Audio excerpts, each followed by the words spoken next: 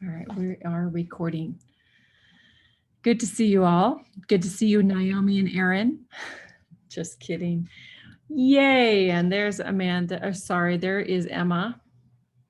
Great. Great to have you. Emma, on the class notes, I just asked if everybody could go get their MDM workbooks. Make sure you have them right by you. And also write something down on the class notes about what you learned from something that you learned from the reading and the videos. Okay, let's begin with a prayer. And Naomi, you are up. I looked at this app today and I saw a Naomi and I thought she just said a prayer. And then I remembered it was in one of my other classes. So I really appreciate you doing double duty these days. Thanks. Oh, I'll take the blessings of prayer anytime. Good. Dear Heavenly Father, please bless this day. We thank thee so much that we're able to gather together and talk about what we've learned this week and how we've applied it to our lives. Please bless that we'll be able to have a good discussion, that the Spirit will be present. And I say these things in the name of Jesus Christ. Amen. Amen. Okay. First thing I want to say is, oh my gosh, there were so many references to moms in these videos. And I just wanted you to know this is a pilot program that we're doing. So we're the principles that you're learning in those videos, do they still apply to you if we're not moms? No, Aaron, you don't think? You're just trying to be funny. Okay, who thinks they still apply? Dallin, Naomi, Aaron, Jacoby, Elijah. Okay, they do, because what are principles? Again, just really quickly, what are principles? I'm going to write it up here. Let's make this smaller. Whoops, that's making it bigger. Okay, what are principles again?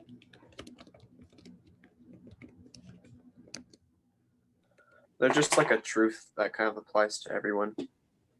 Yeah. A statement of truth. Whoops. That applies to everyone. So it's a universal truth, okay? So let's even put that in there. It's universal. So that means that it applies to Joe Blow that lives in Canada and Mohammed that lives in Afghanistan, where my brother almost went to. He's in Iraq now, right? It applies to, oh, I hear a baby downstairs. I think my grandson is here. My daughter forgot to teach. Oh, he's screaming. Well, this will be interesting. Okay, I'm upstairs, she's downstairs. It applies to Franco in South America and Frederick.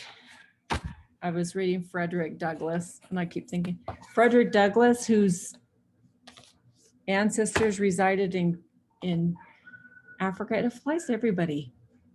So when we see these videos, and yes, they're talking about moms, that's because this program was created for moms, but so many people, even youth, have gone to the website and asked, can you please do a youth program?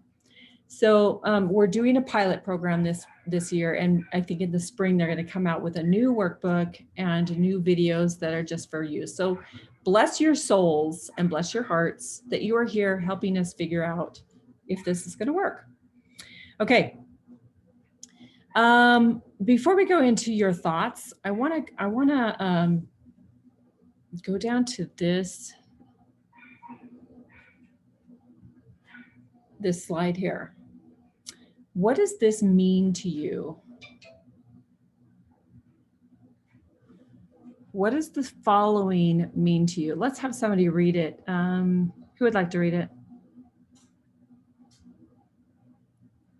Anybody want to offer?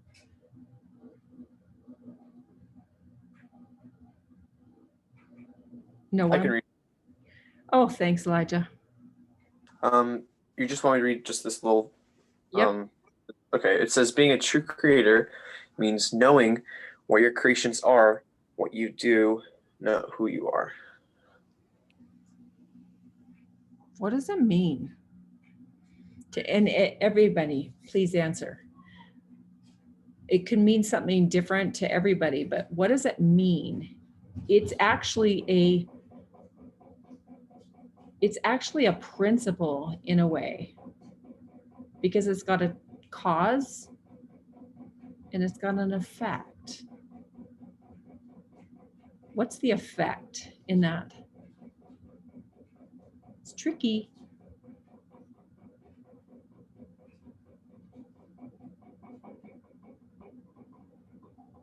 The effect is the result.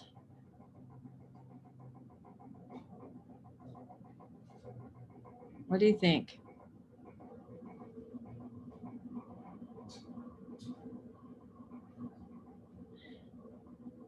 I think it's talking mainly about how like a human's worth isn't tied to what they produce.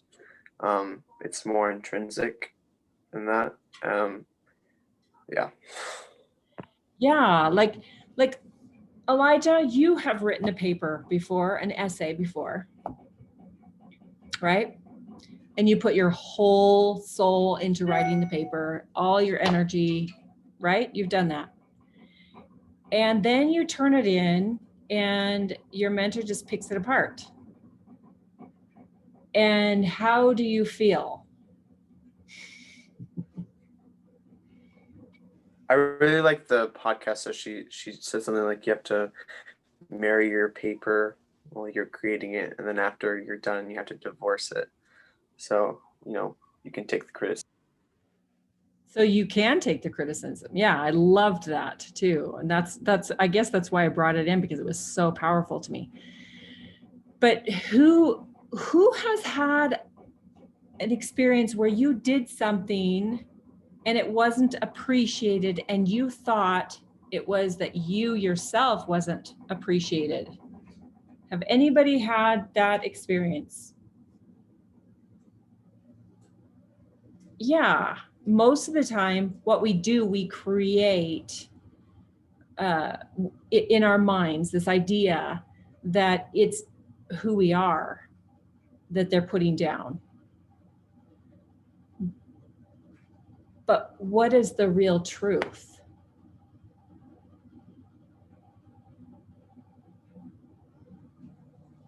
Let me ask this.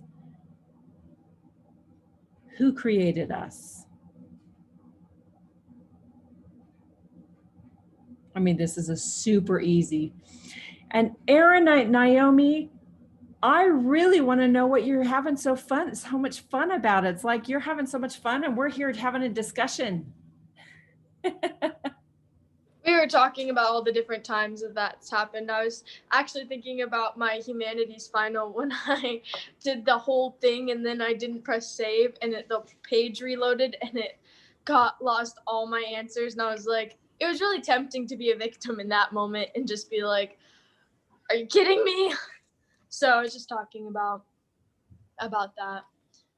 Yeah, thank you for sharing with us. That would be great. You can share with your brother, but we love it when we have participation. And yes, that's awful. And then you probably, did you have a tendency to put yourself down at all?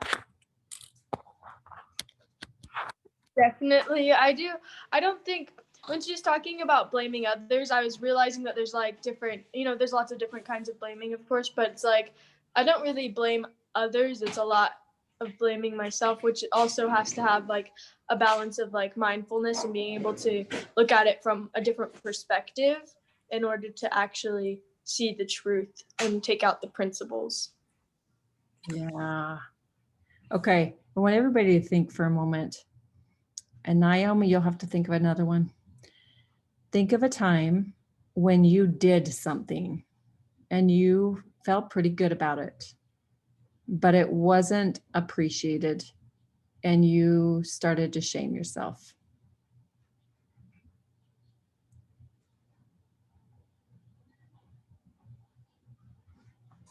When have you not felt appreciated lately?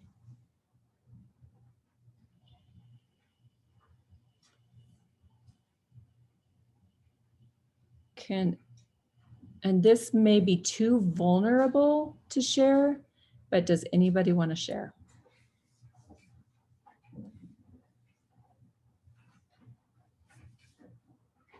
Dallin.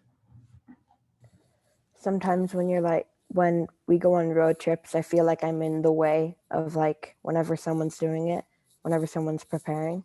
I always feel like I'm in the way wherever I go. Ah. And what does this principle, how does that principle change your perspective, do you think, of how you see yourself? That I'm not helping anyone and I'm just being useless. And not only that, but just an annoyance or a liability. Oh, but you're not. So this actual quote here is saying that what you do, like what you are doing, is not who you are. So if you're doing that, if you're feeling like you're in the way, do you see how you're connecting that with who you are? And that's actually not the truth.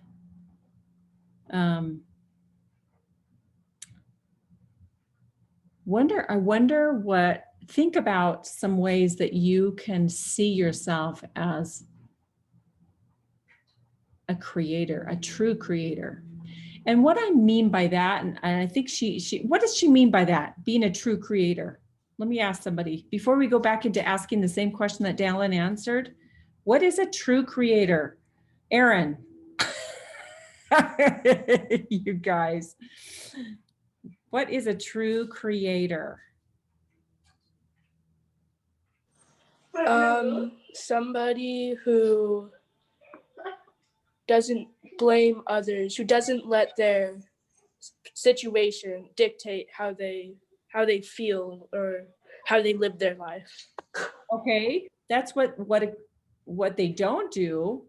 What does a true creator do? I'm glad you brought that up. What does a creator mean? Let's kind of define that. What is a creator? I mean, we all know Heavenly Father is a creator. He's our creator. But how are we creators? How does that look?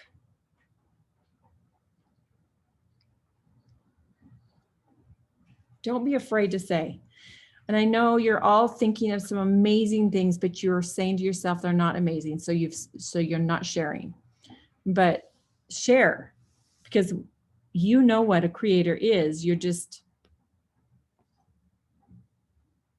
afraid to say, maybe.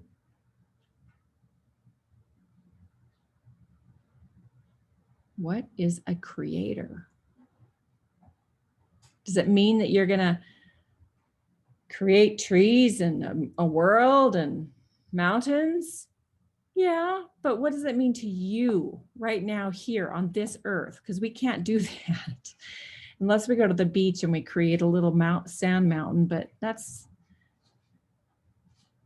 is that creating? Elijah, Emma, Jacoby? Creating is just producing or making anything. So, it could be your essay. It could be something more physical, like you were talking about with trees or, building some kind of woodworking thing. But it's really anything that you just kind of like influence. Okay, I like that. Anything that you influence. So can it be creating attitudes? Can it be creating a different disposition? What do you think, Emma? So I was kind of asking the question to myself, like, what does it mean to be like a true creator? And I haven't quite come to an answer that I like yet, but like for me being like a creator is making something that comes from your heart and bringing it into existence. And the quote, I really like that quote and how it says it's what your creations are, what you do and not what you are. Because maybe in the end you don't like how your creations turn out, like for example maybe a painting like in the picture, and you're like, you might be a painter and that's what you do, that's like your job or whatever, but that's not what you are. Because sometimes if like when we fail, we might define ourselves by our failures. Oh, wow. Yes. Yes. Awesome. So I loved what Dallin said. He brought up something that's very, very common, where we feel like we're in the way, we're a nuisance, we're a problem. By looking at this new way of seeing that what we do is not who we are, but by being a true creator, it's not what we do, but it's who we are. How does that change the situation? Oh, Elijah, you've got your hand raised. Were you going to answer something else? Yeah, I can answer that if you want me to. I was just gonna say this like quote or principle kind of, I don't know, seems like a bit of a paradox to me, because usually whenever I think of like a true creator, it's someone who like marries or attaches their identity to what they can influence or what they can produce. But this quote is kind of acting as an antithesis to that, how you're not supposed to marry yourself to what you make, which is kind of interesting. I don't know, that was just a thought I had. Yeah, let me tell you a little story that kind of gives you an illustration of this. I am a backpacker. I grew up backpacking. I'm the oldest child of 7 children. Every single one of my siblings are sisters except for 6. All of them were boys. So I'm the only girl. I had 6 younger brothers. My dad was a backpacker. We were fly fishermen. We would go backpacking in the highest wildernesses where no one went. Later on in life, we've gone into easier places, but we would hike in 10 miles with a backpack. And then we would go on hikes every day from the base camp, and we would fish, we'd have fun, and everything we did had to do with survival. And it was so fun, and I loved it, and I had great memories of it. We spent so much time singing and reading books, and because we would take a book up backpacking, we would read and finish a book up there.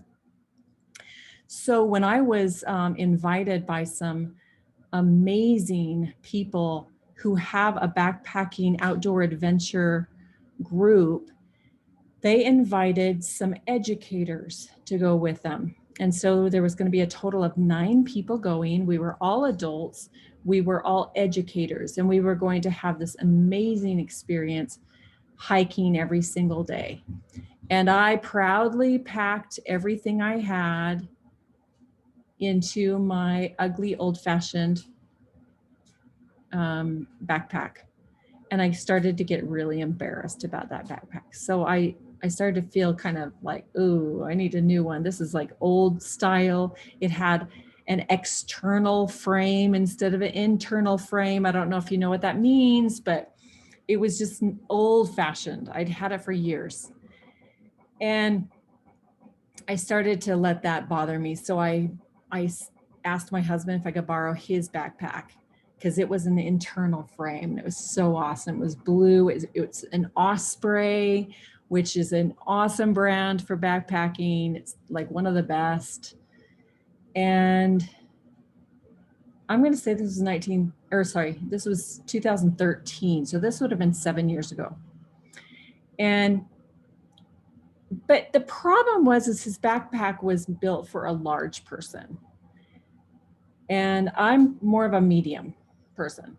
So it was too big, but I stuffed it and it was great. And we I drove down to St. George and we got ready to go backpacking. This was going to be so fun. It was going to be an 8-day trip. We were so excited. We got in a big van and we drove to Yosemite all together. We were just so high on excitement. It was so fun.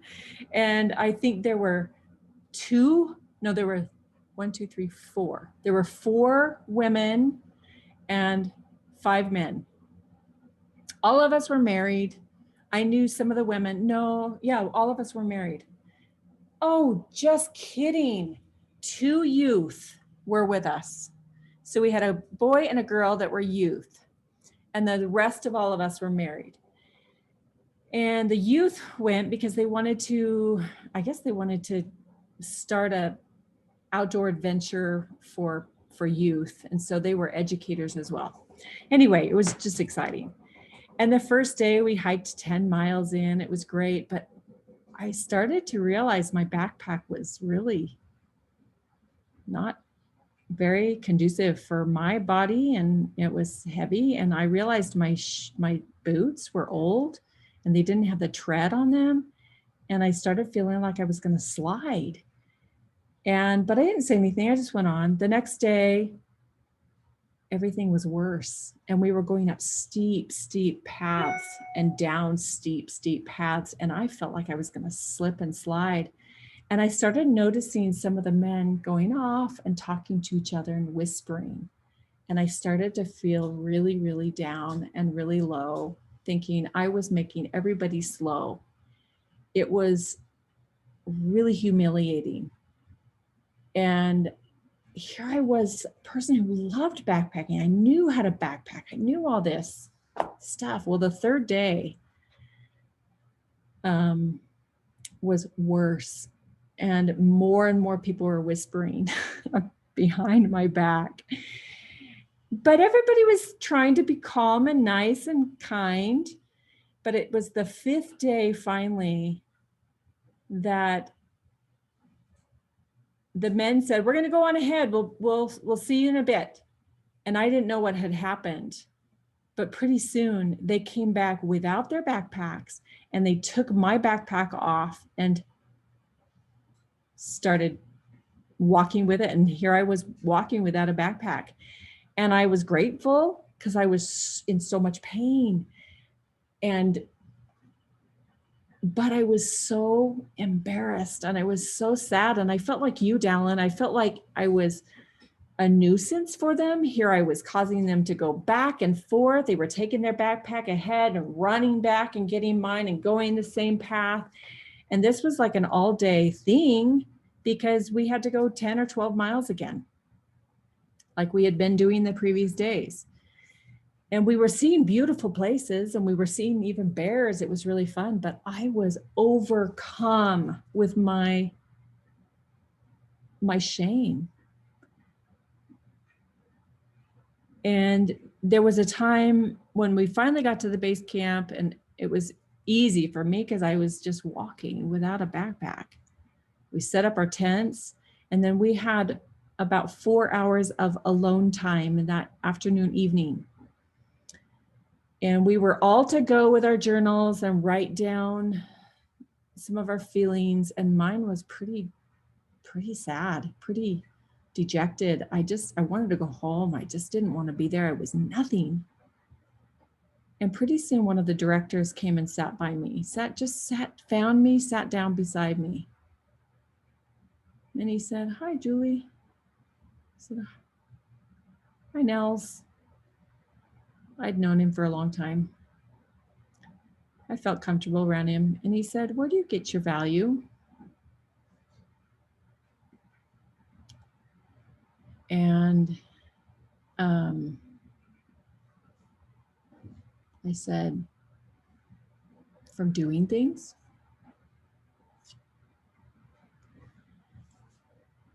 And he talked to me for quite a while about that, about, what do I do well? And then he said, "Where does Joe Blow get his value when he doesn't do much?" And I thought about that, and I thought, I know some Joe Blows that don't do much, that just sit around, don't do much. Where do they get their value? And I started to have a huge shift in my thinking. And this man is probably, he's not a member of our church. He's more of a kind of an Eastern thinking person, such a good man. So he believes in a higher power. But he began to ask me more and more questions. Where does our value really come from? If Joe Blow has value and I have value, and I get my value from doing things and Joe Blow doesn't do anything, where does he get his value? It took me a long time, but I finally, and with all of his help, realized that God gives us value, that each one of us has value, that even Frederick Douglass, who had no value in the society that he grew up in, had as much value as anybody, because God gives us our value. Our value doesn't come from doing things. And when I realized that, I started to make a huge shift in my life, a really huge shift. And I realized I can go serve someone and love them and be good to them and kind to them, but it doesn't change the value that I have. And I stopped shaming myself just because of knowing that. I stopped getting down on myself and I stopped judging people because I knew they had as much value as I did. It took out all that human, natural man that encompasses us, that keeps us down, that keeps us judging, that keeps us fighting, that keeps us in the wrong path. But this is something that every one of us has to come to know. But I invite you to look at where you get your value. I invite you to find that out for yourself. If you disagree with me, fine. You get to still find out for yourself. Being a true creator means knowing that your creations are and then this is what you do, not who you are. So that's where it gets confusing, is I don't get my being a true creator on associating what the things I do that give me value. I associate my value in being a true creator and separating who I am with what I do. And before, I was connecting, and so were you, Dallin, connecting who we are with what we do. Does that make sense? And that's not the truth. It's we do things because we're true creators, but we don't connect who we are with them if we mess up, especially, or if we do really well. What happens if we do super well and we're just amazing? We do all these things and we connect. This is who we are. What can happen? What can happen?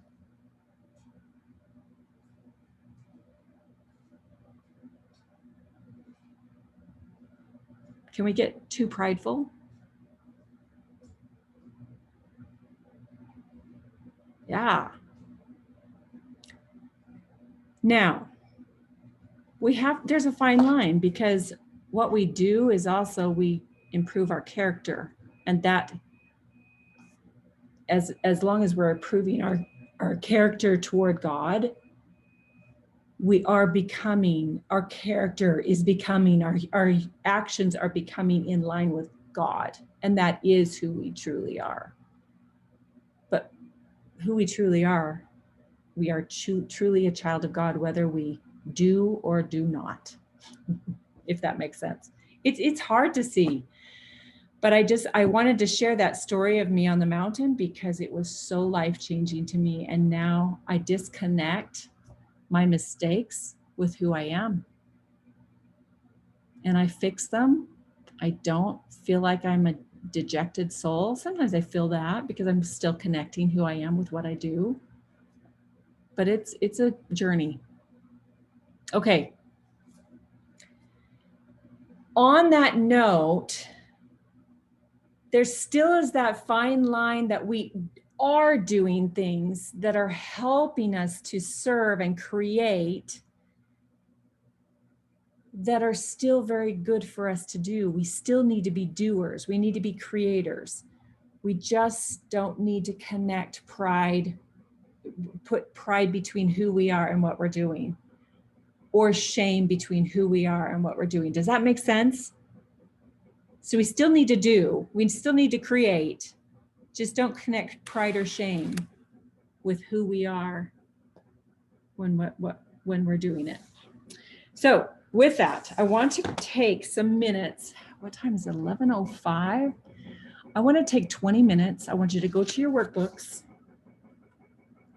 I want you to go on page 19. And let's read all 6 of these principles. I'd love everybody to help read one each. And then we are going to do this activity on 19, 20, 21, and 22, and 23. You're probably not going to have enough time to fill it all out. It took me about 2 weeks to do this, but I did do at least 30 in the first maybe 20 minutes. So I'm hoping we can shoot for 20 to 30 that you can write. But I want to get our minds settled for these principles to kind of see, get our juices running. And then we're going to write down everything we feel that we're doing well right now. And we look at that and we can connect. We can help to connect what we're doing as being true creators, not forming pride or shame around what we do, but seeing it that we are true creators, if that makes sense. Okay, let's read the principles. Let's start with, I've got Jacoby first, then Elijah second, Dallin third, Emma fourth, Aaron fifth, and Naomi sixth. So will you read those, please? Yeah. Number 1, taking responsibility is the first central step towards self-management and self-love. Thank you. Number 2, taking responsibility involves accepting freedom of choice. Number 3, taking responsibility empowers us to become the creators of our lives. Number 4, becoming a creator empowers you to stay out of blame, shame, and victim mentality. Number 5, as creators, we have the power to change courses and move in a new direction. 6, when we see ourselves as creators, we see others as coaches and challengers that help us grow. Okay. Now get your pen out and let's take about 20 minutes right now and let's get 20. It says, write down 100 things you're doing well right now. You will probably get to 20 or 30 pretty easily and then feel stuck. Push through, make yourself think of more, and you'll find that you really can reach 100 and beyond. When you do, you'll feel amazing. And you'll feel amazing knowing that you are a true creator. Okay, so you're welcome to turn off your cameras and we'll come back at 11:28.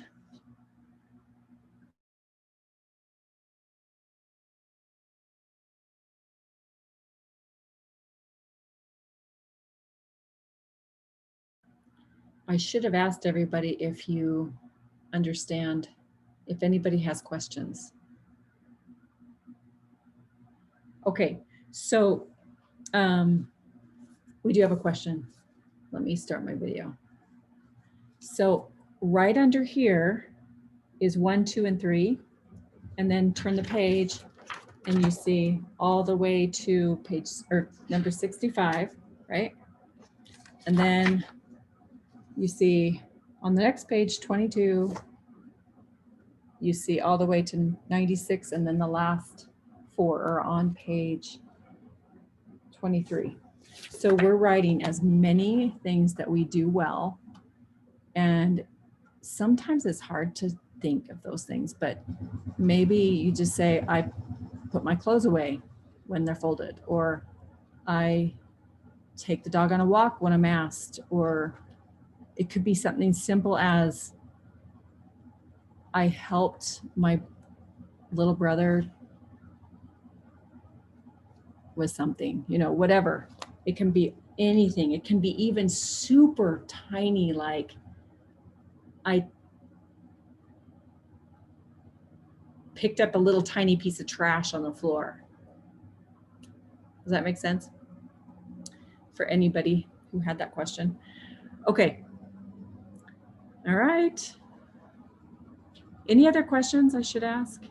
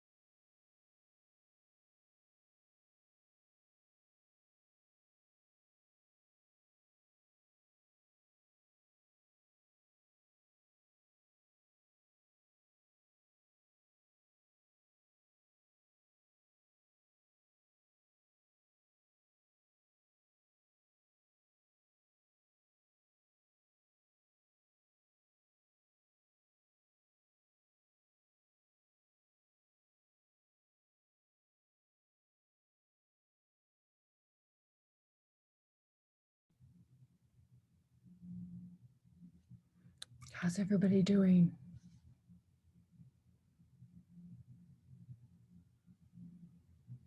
If you need anything, I'm just right here. If you have any questions or need some help, because I know some of the things that you guys do well.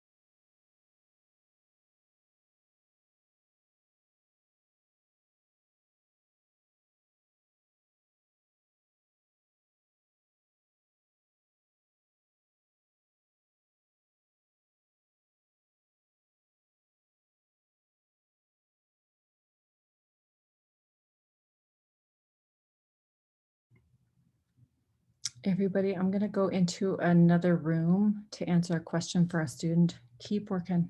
I'll be back.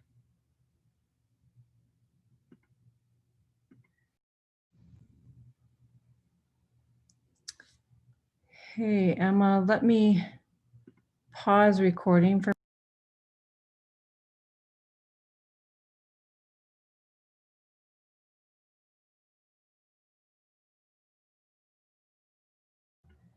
Okay, it looks like we have about 2.5 more minutes left.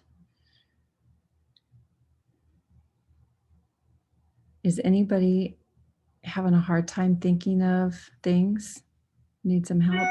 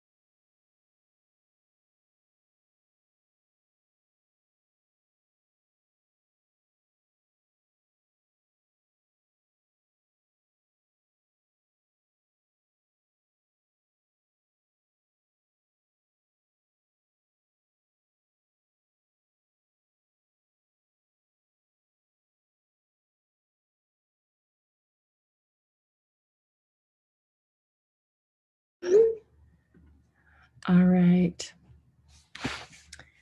I wasn't watching the time and we're 44 seconds over, but how is everybody? Turn your camera on and let's just spend a couple minutes. How was this experience for you? Was it easy? Was it hard? Was it impossible? Was it invigorating, enlightening, and why?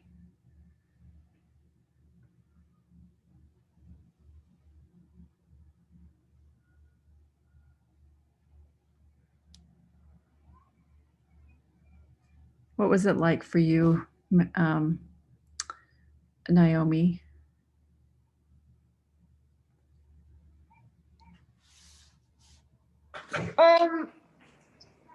It wasn't easy. I only got to 26. I think it was just like writing down and thinking about all like the minuscule things. Like, I mean, one of them was playing hide and seek and I don't know if that's just from like the people I play hide and seek with, they're all younger than me. They're all my siblings. So I don't know if I'm just like really good at it or only good in my family. It's just like all the little things that you don't really consider, but I actually liked it. It was really fun. Cool. And Erin, what about you? Oh, I found it extremely difficult to think about all the little things I do. And yeah, I only got to like 16. Well, that's better than 0. It is difficult sometimes. Sometimes we don't realize how much we do. And we think, like, even brushing your teeth every day is something that's you're doing well, because some people don't brush their teeth. I was telling somebody that, Awesome. But what about you, Jacoby? What was it like for you? It was kind of difficult. I didn't think it was way difficult at the beginning, but as I started getting through, I'm like, oh, what do I actually do well? And like, I just started thinking of random things like cleaning the house. Sometimes like I get in these moods of like, I just want everything to be done and clean, or like surrounding myself with uplifting peers and stuff like that. And it just kind of made me think of what I can do better also. Oh, that's awesome. I like that. Elijah, what about you? Well, I agree with Aaron. It was really difficult to like even like line by line, like I'd write something, I'd be like, okay, but you're not actually good at that. It's all relative. But like I'd feel guilty with every line I'd write. So it was really difficult for me.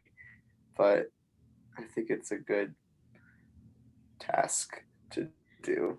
It was very insightful. That is really insightful what you said too. Could it be that you're connecting your worth and your value to the things that you're doing, do you think? Or maybe I'm wrong. Yeah, I would say that probably. Yeah, I wonder. It'd be good to ponder that. Not Naomi, but Aaron and Elijah. Just ponder. See if you're connecting your worth and your value to the things that you do, rather than seeing what you're doing as being a true creator from God that's just doing those things because you have that stewardship. It's interesting. Dallin, and then Emma. What was it like for you? I agree with what Elijah and Aaron said, and I feel like a lot of the things I wrote down were inconsequential. So inconsequential meaning they don't have any meaning, or? Well, things that just tiny things, not as much as the larger things, which I understand are still important. Okay. So tiny things really aren't that important, you're thinking? Not really, doesn't seem like. Okay. Well, that's okay. Hold that thought. We'll come back to it. Emma, what was it like for you? At first, I think I was just overcomplicating it, maybe. I was thinking that the things that I had to write down that I did well had to be bigger things. But like even the example you shared with like brushing your teeth, like if you brush your teeth every day, then you do that well. So just thinking of like the little things I do well, which that was easier than thinking of the big things, but still I'm like, wait, does that like, do I actually do that well? Does that like count or whatever? But yeah, I think it was good. Oh, that's awesome. Okay. So let's go back to the small things, the inconsequential things.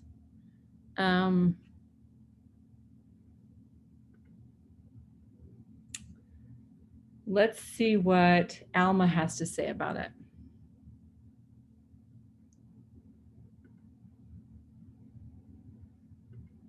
If I can make my computer work.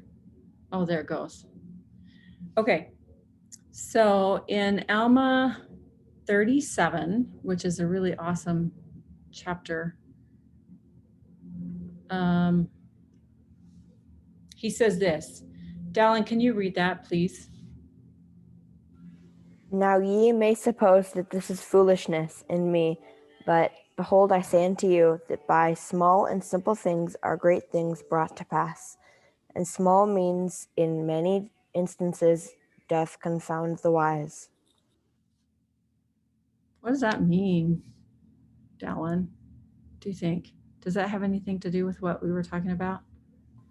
Small things that you do can be built to become greater things.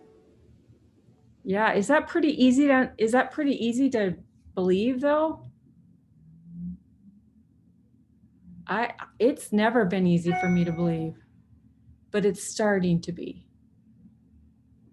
What comes to mind, Elijah, when we read this scripture? I mean, I think at least when it comes to character, I mean, most of the time the hardest decisions are usually the smaller ones. I mean, it's easier to make this grand decision or this grand gesture towards something good, like protecting your family or something like that. But that's not where most of that intense character growth really comes from. It comes more from deciding to have a good habit of maybe brushing your teeth or something like that. I like that. Good habits, little tiny things that we do. Talking about brushing your teeth, I was just talking to a mom who has a daughter who is about your age, who has never brushed her teeth very well. And she hasn't really liked the dentist either. And they just took her in August to get some work done. And she had 26 cavities. And she had black marks all around her gums where cavities were just eating up the teeth. And the small little tiny thing of brushing your teeth, even once a day. Let's see it this way. The small little thing of not brushing your teeth once a day brought about this huge cost. It's probably going to cost $7,000 to $8,000, they said, just to do the cavities, just to do the cavities. And they don't know how many root canals she's going to need, but she needs a couple of those, and those are $1,000 or $1,500 each.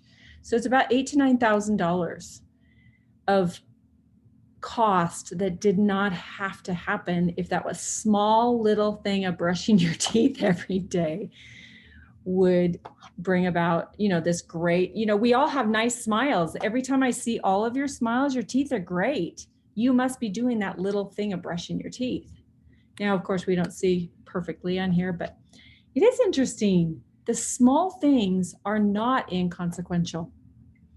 Hate to break that news to you, Dallin, but what you wrote was exactly what needs to be written. Emma. An example that when you were reading that scripture that came to my mind was Joseph Smith and how he just did a little thing like saying a prayer out loud, which to some people that might be something bigger. To some people, that's just something they do every day and is a habit. And so reading your scriptures and saying your prayers might not be considered something that big. But because of that one prayer that a young boy offered, like the course of history was changed and like thousands, millions of people's lives were changed. So because of that simple little thing, great things have come to pass. Wow. Goosebumps. Yeah. You don't know what that little tiny prayer is going to do for each one of you. Now, of course, God the Father probably won't come down and start to restore the church with you because it's already been done. And we already have a prophet now on the earth, but you don't know what that's going to do. My husband tells this story. I don't know if some of you know my husband. Dallin, you know him. Jacoby, you know him. I think that's it. So when I knew him, he was a missionary. But before he was a missionary, he was a really depressed soul. He wore his head in a mohawk that was, slicked up or, down like this. He wore pointy red leather shoes and a leather jacket with chains. He wore makeup sometimes. Can you believe that, Dallin? Can you believe that, Jacoby? No, and I told him, I said, gosh, if I would have known you, I probably would not have dated you, but it's okay. It's okay. We all have pasts and I don't care about that, but probably earlier in my youth, I probably would never have dated him just because I thought, who is this guy? But he really, really was a very depressed soul. He felt like he was a nuisance most of the time to his parents. He just didn't take care of himself. But one time, okay, now change your mind or change your vista. And we're going to go to my life. I had a young woman leader that said, you could all be praying for your future husbands right now. Did you know that in your prayers, you can just be praying for them? And so I kind of started that habit. I wasn't perfect, but I did pray most of the time. And when I did remember about what my young woman leader said, I would pray and I'd say, I don't know who the guy is that I'm going to get married to, but please help him to, overcome weaknesses, help him to be better. And by the virtue of me praying for him, I started getting better because I was praying for him. And I thought, oh gosh, I'm praying for this perfect guy. I better start trying to be perfect. Of course, I shouldn't have said that because we can't be perfect. But anyway, my husband says now that he feels that those little tiny prayers were what helped him get his life in order. He got his patriarchal blessing the night before he left to go on his mission. He didn't have a testimony of the gospel until he went through the temple and started serving the Lord, and it really grew. And I think Jacoby, Dallin, that Dave's a pretty spiritual guy, right? I know he likes to joke, but anyway, he's very spiritual. And of course, now he teaches institute and he did teach seminary for many years. So those little prayers, they mean something. Now, God the Father didn't come down with Christ with me, but what he did was he just helped lift somebody. So all of you, I invite you to look at your prayers as, yeah, they're little, but they can bring about great things, really great things. So next time you see my husband, you can say, man, you're a changed man. Those little prayers helped you. Okay. One last thing. We did not get to what you learned, and I'm so sorry, but I think, well, I didn't know we were going to talk about this scripture, but I'm glad we did. Please write one thing that you've learned from class today. And I know we did this in humanities, so some of you have already had that practice, but I still feel like I want to know what you learned today. I want to know how this amazing principle has changed you. What did you learn today? So write that in the chat box. What is one thing you learned?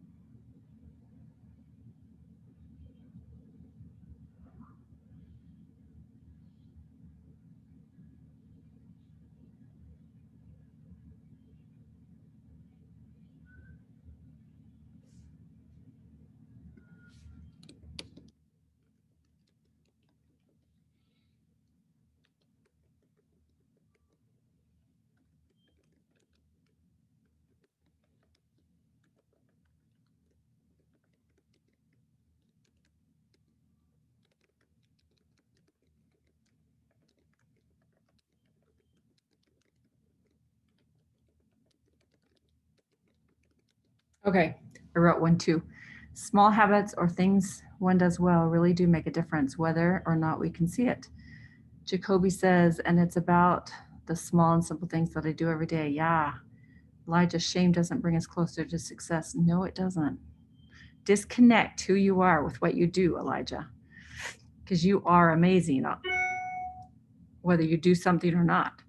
I loved how Elijah and that's me. I loved how Elijah and Dallin taught me a deeper lesson in the little things and how important they are. Naomi, we learned that the value doesn't stem from what we accomplish, but rather the choices we make. Yeah. The value, yeah, but also remember, let's clarify this.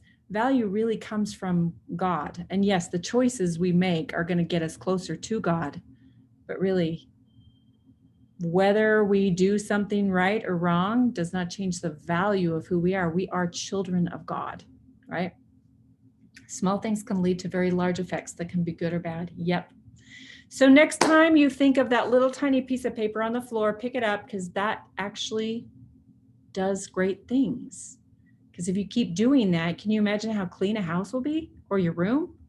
Okay, everybody, fantastic class. Oh, really quickly, next week, do we know what we're doing? Oh my gosh, we're reading a bigger book. Where is it? Just a second. If you have to go, you have to go, but I'm going to grab this book really quickly.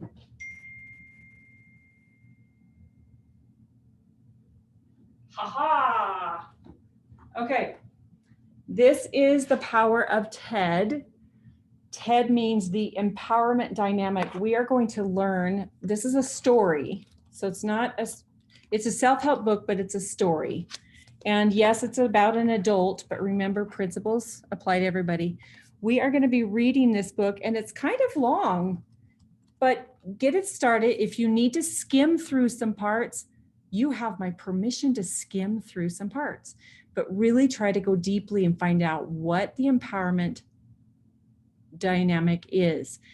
If you could also spend a little extra time in the appendix, a synopsis of The Power of TED, I suggest you start with that first and you see what it is, and then you read the story. So good book.